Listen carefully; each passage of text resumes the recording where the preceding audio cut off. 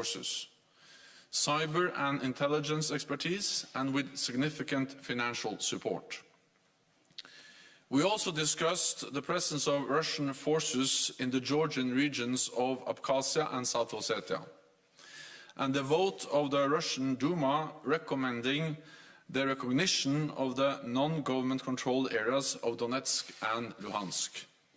We all agree that would be a further blatant violation of Ukraine's territorial integrity and sovereignty, and of the Minsk agreements, undermining the efforts to find a political solution in the Normandy format. Today, allies confirmed that NATO's door remains open. Any decision on NATO's membership is for NATO allies and aspirant countries to take, nobody else. The right of each nation to choose its own path is absolutely fundamental for European and transatlantic security, and it must be respected.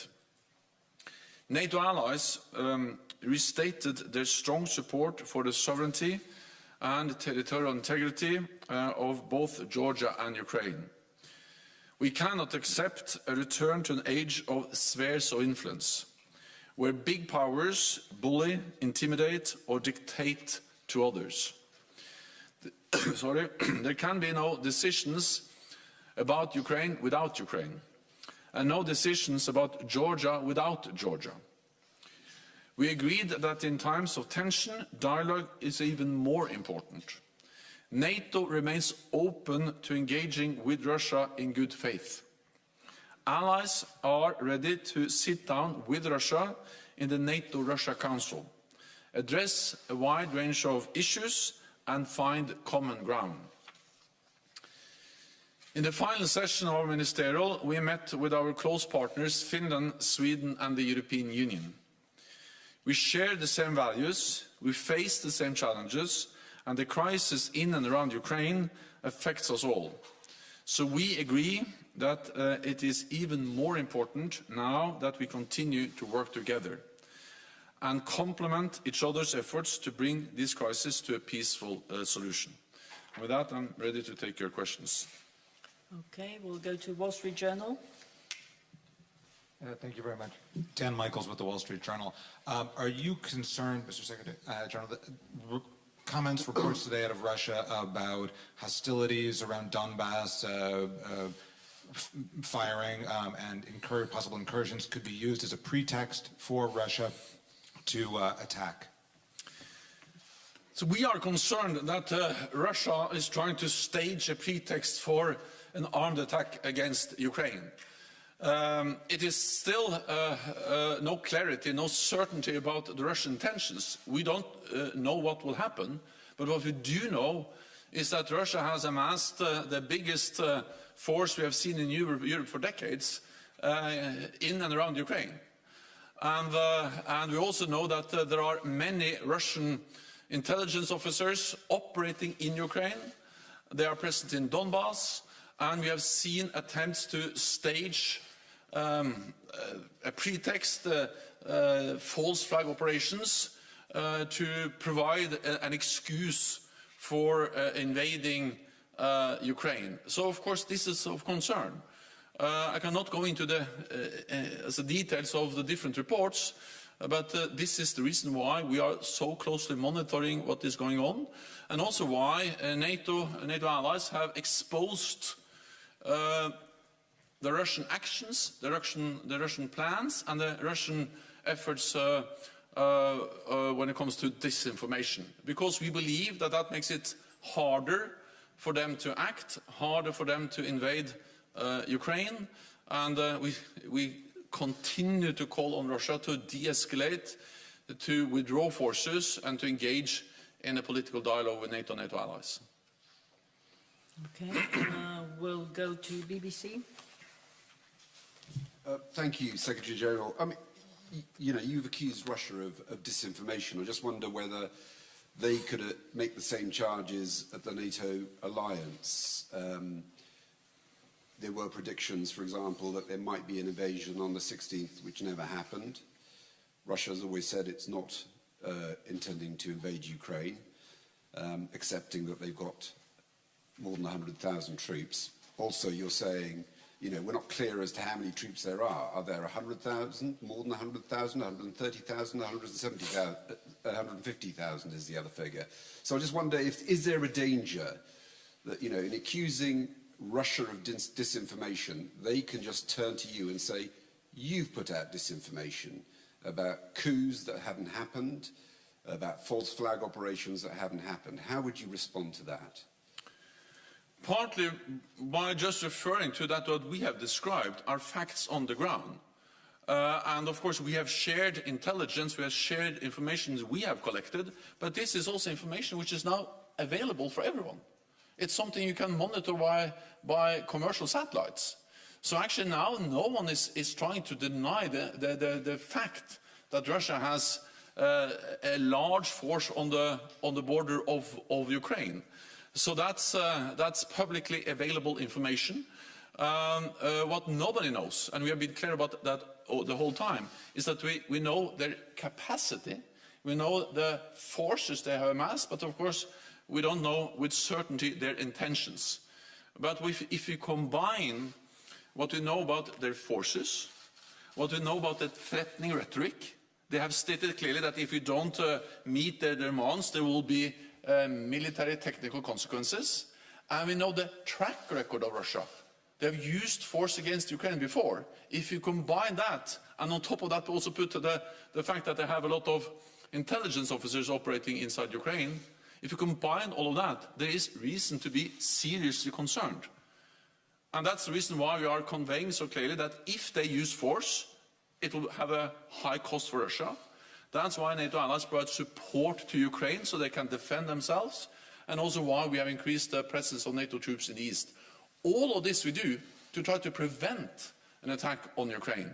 So the fact that we are describing a risk doesn't mean that we believe it would happen with 100% certainty. We describe that risk, that threat, also to prevent it from happening. So the main story, the main message has been the same from NATO for months. When NATO allies started in the fall, in last autumn, to describe the build-up, that was questioned. We also described the most likely plans that they will actually reach more than 100,000 troops. That was questioned. That has now happened. And now we need to prevent the next step from happening, that they're using this force against Ukraine, and that's exactly why we are doing all the things we are doing, in calling on Russia to de-escalate, in also sending a clear message about the high costs they have to pay if they use force again. Okay, we'll go to the back, the National News Agency of Ukraine. Yeah. Dmitry Shkurko, National News Agency of Ukraine. Secretary General, according to the publicly available information coming from Ukraine, Russian troops are not withdrawing from Belarus and just maneuvering along the borders of Ukraine. So that my question is, do NATO share the Ukrainian concern that those troops could be staying in Belarus for constant base? And what would be a reaction of NATO if that happened? Thanks. As I think what we have seen over many years now is a deterioration of the European security environment. With the illegal annexation of Crimea, with the Russia's support to the separatists in Donbás, and now with the large number of combat-ready troops in and around Ukraine. And also, of course, the closer and closer integration of Russian and Belarusian forces. So that's exactly why we have reacted in the way we have in NATO. We have strengthened our presence in the east with a modest presence, with a defensive presence, with the battle groups in the eastern part of the alliance, in the Baltic countries and Poland. And that's also the reason why we now, in light of what has happened in and around Ukraine and the presence of Russian troops in Belarus, that we are now considering the next steps, including battle groups in Romania and in the southeast of the alliance. So NATO has to respond when we see aggressive actions by Russia, but we continue to strive for dialogue, for de-escalation, and we believe it is important to talk. NATO believes in diplomacy, we believe in dialogue, and therefore we continue to call on Russia to engage in good faith in dialogue with NATO. Okay, we'll go to Maybe. Thank you so much.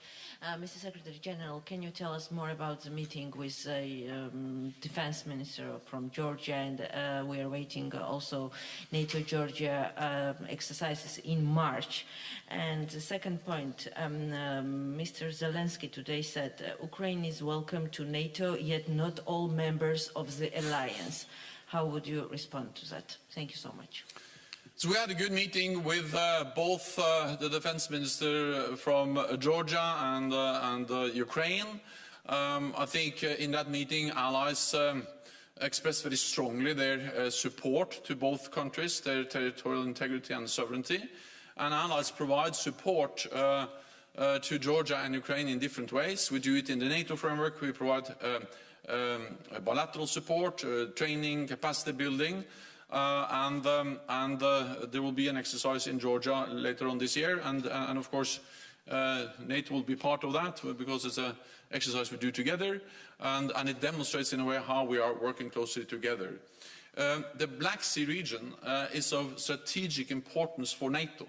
So what happens there matters for us. We are 3 littoral states, NATO allies that are Black Sea littoral states. And we have 2 very close partners, Georgia and Ukraine. So to work closely with them is important for us, important for the partners, and that was also clearly confirmed today. Well, also our position has not changed. The decisions made at the Bucharest summit still stands, but the focus now is on reform, is to help both Ukraine and Georgia to modernize their defense and security institutions, and we continue to focus on that. Reuters. Hi there, Phil Stewart from Reuters. Belarus's president said today his country could host nuclear weapons if it feels threatened by the West. What would be your response? So, NATO is not a threat. NATO is a defensive alliance, and we have proved for more than 70 years that we are there to protect and defend, and our deterrence is there not to provoke a conflict, but to prevent a conflict. We are, of course, concerned about what we see, that Russia is modernizing its nuclear-capable missiles. They have deployed them to Kaliningrad. We have seen also Iskander missiles in Belarus. And Iskander missiles are dual-capable missiles that can also carry nuclear warheads. That's part of the pattern we see. And the reason why we are concerned, and why we have been concerned for over a long period of time, because this is a development, a pattern that has taken place over several years. One of the most important agreements NATO allies has reached and made with Russia was the INF Treaty, banning all intermediate-range weapons globally, but also in Europe. And Russia deployed new missiles violating that treaty, and of course that has undermined the security of all of us. So we are taking the necessary decisions and steps to be able to protect all allies, also in a more dangerous and unpredictable security environment, including caused by the Russian nuclear investments and modernizing capabilities. Okay, Deutsche Welle, just behind, lady there. Thank you. Secretary General, could you tell us what has to happen on the ground so that NATO can state those are real signs of de-escalation? And a second question, Russia is apparently about to hand over their response to the US proposals. Are you also expecting them to send a response to your proposal as well? Thank you. We are waiting for the response from Russia. We received from Russia in December a draft security treaty that Russia wanted to sign with NATO. We met in the NATO-Russia Council, where also this proposal was discussed. We have sent to Russia our proposals, where we actually list and go through areas like arms control, missiles, transparency of military activities, and we believe that these are topics where there is room for common ground to find solutions that will improve the security of all of us, for NATO allies and for the people of Russia. Arms control is good for all of us. It will strengthen the security for Russia and for NATO allies. So the reason why we have conveyed these proposals is that we believe that if we sit down in good faith, as we've done in the past, we can actually reach agreements which are strengthening the security of all countries, including, of course, Russia. We are waiting for the response. We have not yet received any response, but I continue to believe that the NATO-Russia Council that was established by Russia and NATO allies is the best platform to engage when NATO and Russia have issues to discuss. And the NATO-Russia Council is an all-weather institution. It's even more important that we meet now when tensions are high and things are difficult, and therefore we are ready to meet. I invited Russia to a series of meetings in the NATO-Russia Council to address their concerns, our concerns, and to try to find a common way forward. Then your first question was? We have to see a real withdrawal. And of course, you have to understand that this is a build-up that has taken place over many months. And over the whole period, it's actually started last spring, we have seen the number of troops going a bit up and down. And we have seen some forces moving in and some moving out. But the trend, the net effect has been a steady increase. But you know, the fact that you're putting a battle tank on a train and move it in some direction doesn't prove withdrawal of troops. That's not the same as real de-escalation, because these capabilities are moving around all the time, in and out. So it has to be a meaningful withdrawal, a meaningful de-escalation. That is what we are waiting for. So far, we have not seen that. But of course, this can change.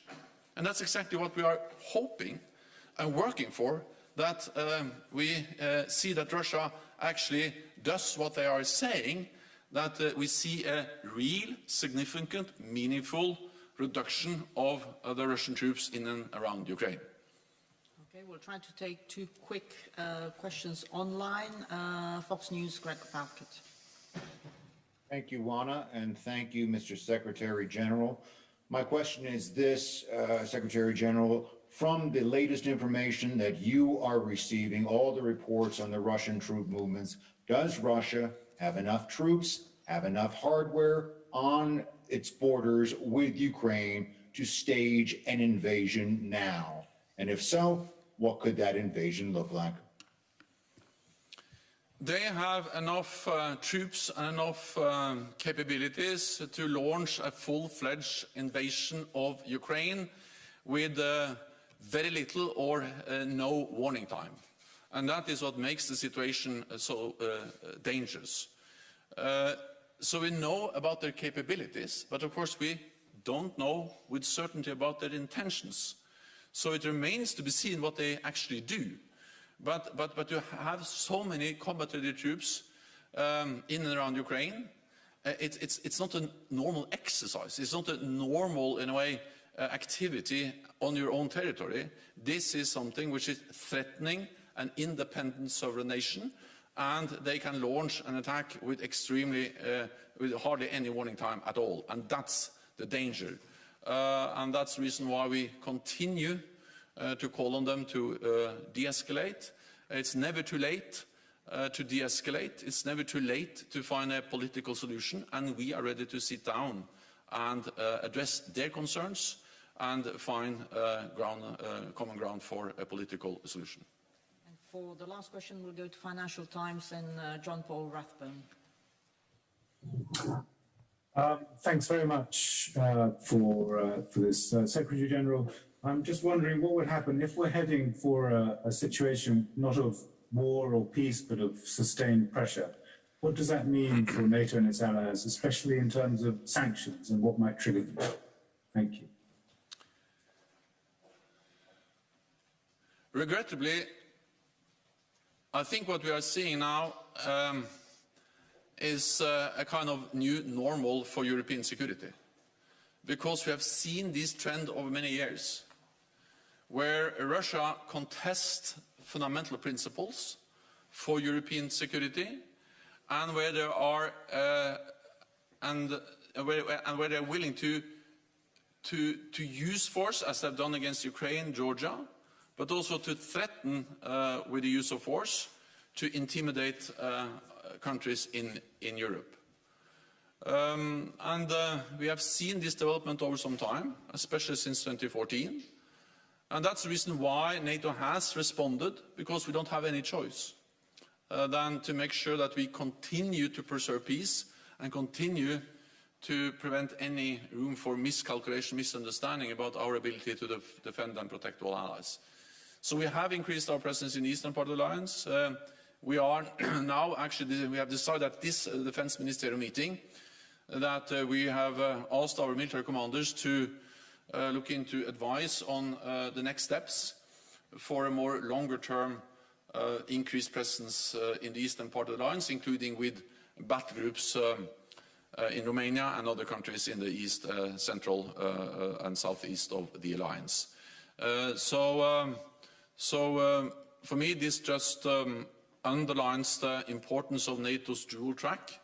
We need to be strong, we need to be united, we need to be firm, but at the same time, we are always ready to find a peaceful, diplomatic solution through dialogue. NATO believes in dialogue, we believe in diplomacy, and we are ready to engage in good faith with Russia on that tomorrow.